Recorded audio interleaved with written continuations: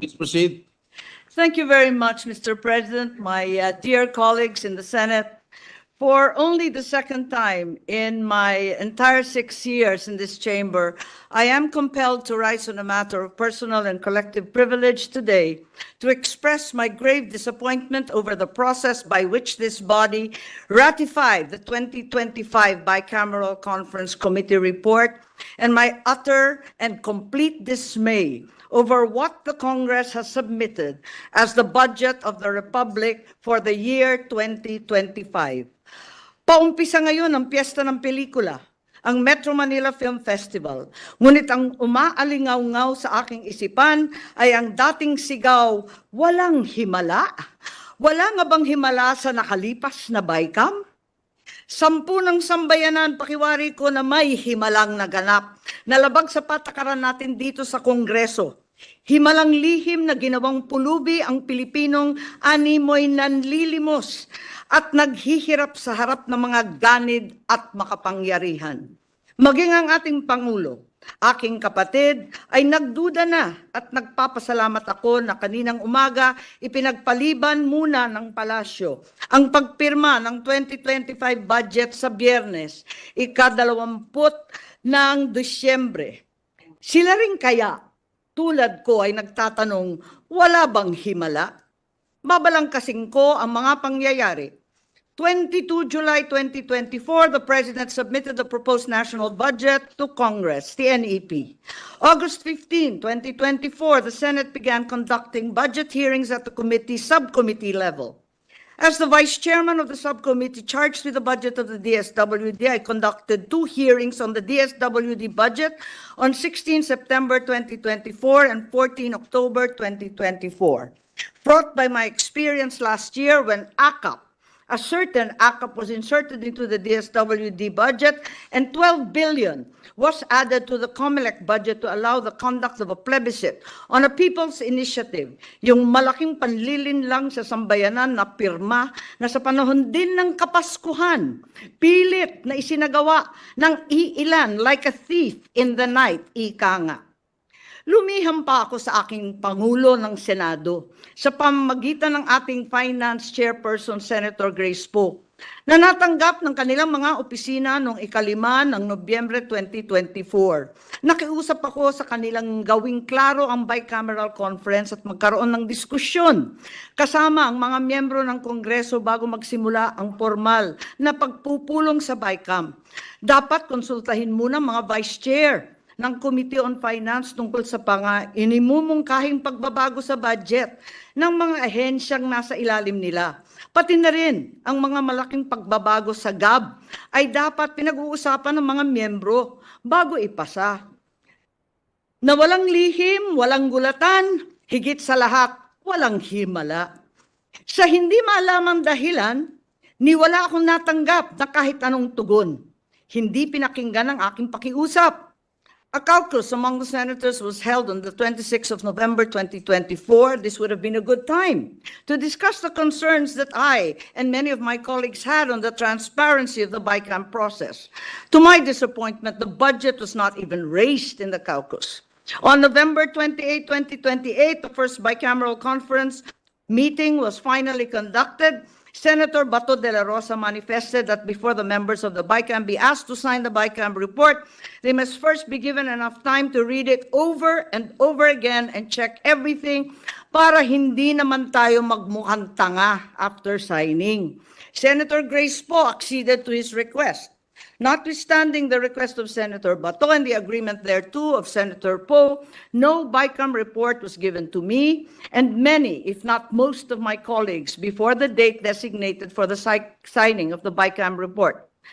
Dumating ang ika-11 ng Disyembre, ang petsa ng pangalawa at huling Bicam meeting. Uulitin ko po, ang ikalawa at huling meeting nitong Bicam na ito. Minabuti kong hanapin ang mga papeles at dokumento bago sana magsalita at magbigay ng anuman reaksyon. Ngunit sa kasamaang palad, hanggang ngayon lahat kami ay nangangapa sa dilim.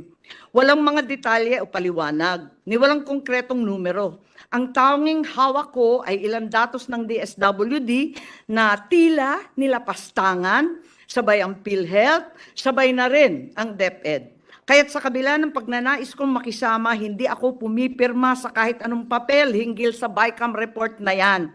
At nagsusulong magbawas ng pera sa mga lehitimong proyekto para lamang ipasok ang akap, lakihan ng labis-labis ang MAIP, at pagpiestahan ang DPWH. Paano naman ako pipirma sa blankot kulang-kulang na papel? The majority of the Senate contingent signed the signature page of the BICAM report. However, several of the senators soon refused to sign the rest of the report when they saw the drastic and inexplicable changes reflected therein. It was only at 6:14 p.m., much later that day, that my office finally received through an email, apparently a signed copy of the BICAM report. At approximately 8:20 p.m., members of the Senate purportedly ratified the BICAM report viva voce of the 2025 General Appropriations Bill.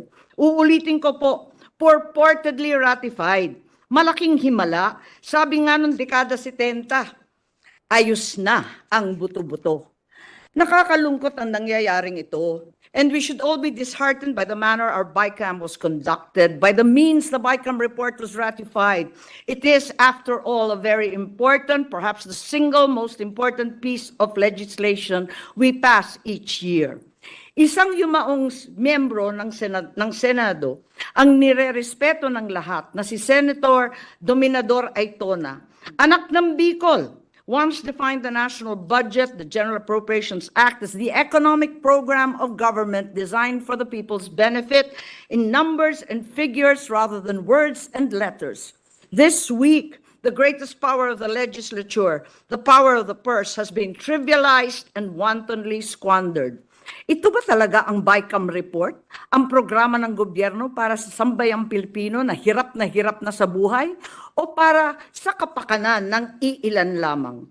I also attempted to obtain a CCTV footage of the reported ratification of the 2025 BICAM report. For some incomprehensible reason, the Senate Secretariat refused to oblige, alleging that a non-existent data privacy regulation prohibited my being provided a copy. They seem to forget that sessions in the Senate are public and are even live-streamed nationally. Nonetheless, the transcript reveals that the viva voce voting was conducted. Did we bother to ascertain how many senators were actually present on the floor at the time? I certainly was no longer there, and so many other senators had determined to depart. Would it have hurt to check if, as a parent, on so many other online videos, there were a mere 13 members present? As already pointed out, some of the members of the Senate only signed the signature page. After years as the Appropriations Vice Chairman for the opposition in the House, I know that it is custom and tradition as well in the Senate to sign each and every page. And since some of the senators, having never seen the BICAM report until that instant, refused to sign all the pages in the Senate copy of the BICAM report, would it not have been prudent to determine why did they refuse before proceeding to ratify it? Napirmahan nga ba ito? O isa na namang himala ang buo, kompleto, kada pahinang pagpirma ng mga senador natin? More disturbing is the fact that the BICAM report was ratified even though at the time there was no final version of the 2025 GAB report. Is it not the BICAM report that was supposed to embody all the changes that the bill had undergone during the BICAM conference? How can the BICAM committee release a BICAM report for the 2025 GAB when the actual 2025 GAB was still being finalized? Sunod-sunod, linuluto pa. At walang patid ata itong kababalaghan. Even as I speak, the final version of the 2025 General Appropriations Bill is yet to be printed. As late as yesterday, the 17th of December, those in charge of the budget, the real BICAM, are still trying to massage the budget. Masahe pa po.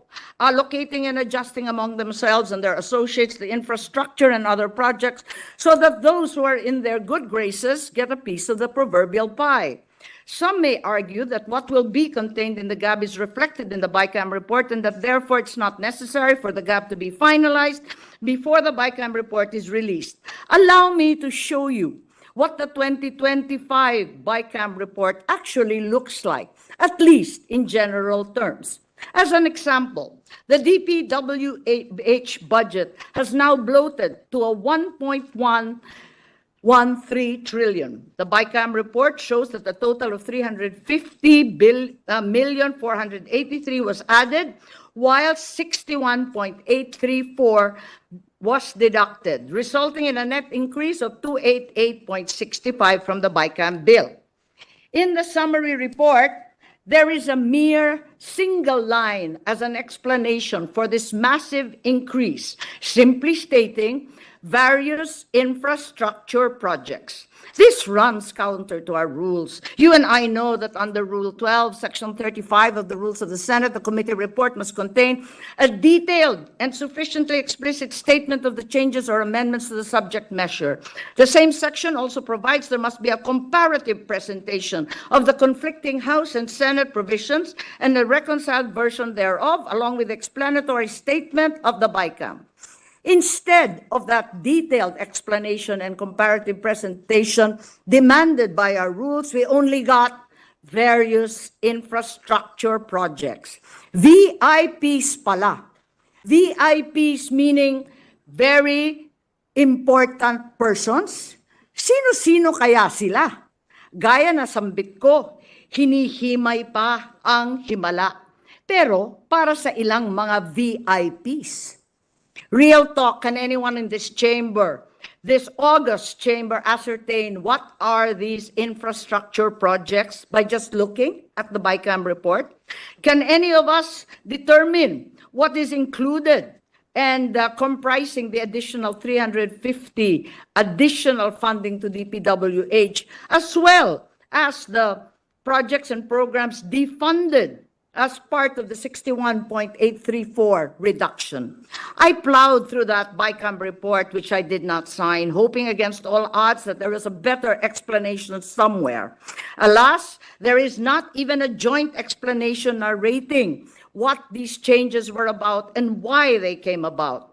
The explanation, therefore, of the 288.65 billion increase in DPWH is once again various infrastructure projects, ang mahiwagang VIP. Ang hinihimala pa nga, very important persons, very important party lists kaya? When we were asked to sign the BICAM report, did any one of us have any idea what specific projects were being funded? If our job is to decide which programs or projects are funded, then we are remiss in fulfilling our obligations by approving a BICAM report that explains the 288.65 billion increase in DPWH with just 3 miserable words.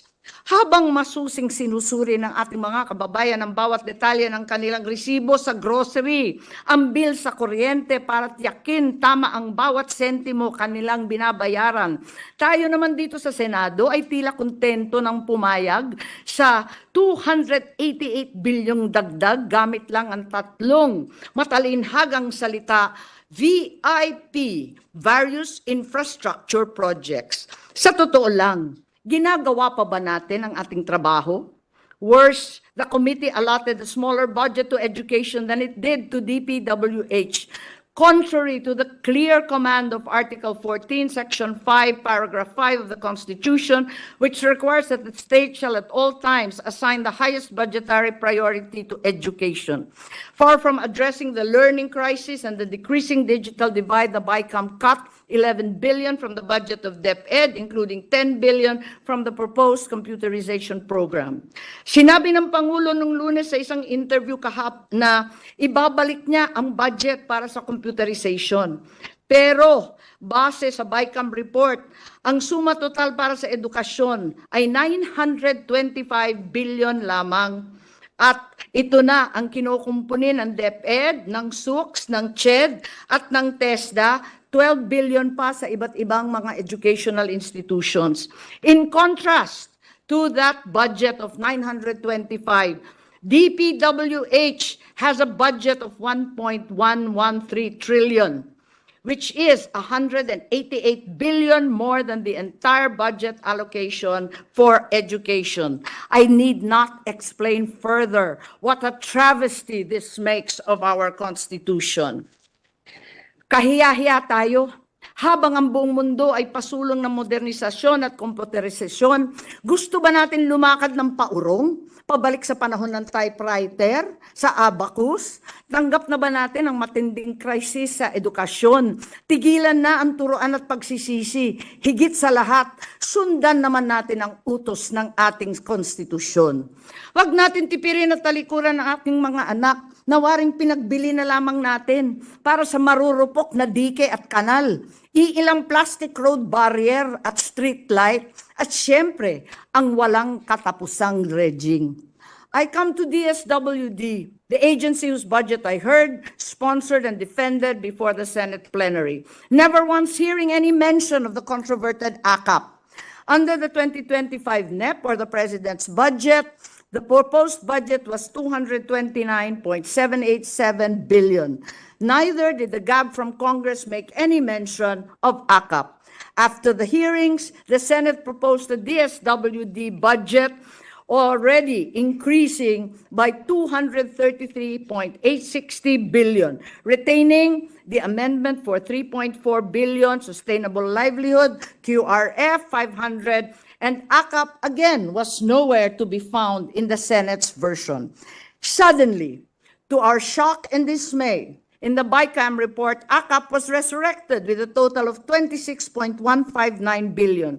There are even reports which I neither can confirm or deny that 21 billion will be allocated to members of the House of Representatives, 5 billion will be for senators. Each member who is given such an allocation may then dictate who the beneficiaries of their allocated portions will be and when the money will be distributed, contrary to the principle of the separation of powers and the ruling of the Supreme Court in Belgica versus Ochoa. But muli, ayan ba ang himala? 26 billion na panakip-butas, 26 billion na dapat sana ay lunas, sa halip ay inutas-utas. Ayun pala, ang pondo naman pala sa 4Ps, tinapyasan ng 50 billion.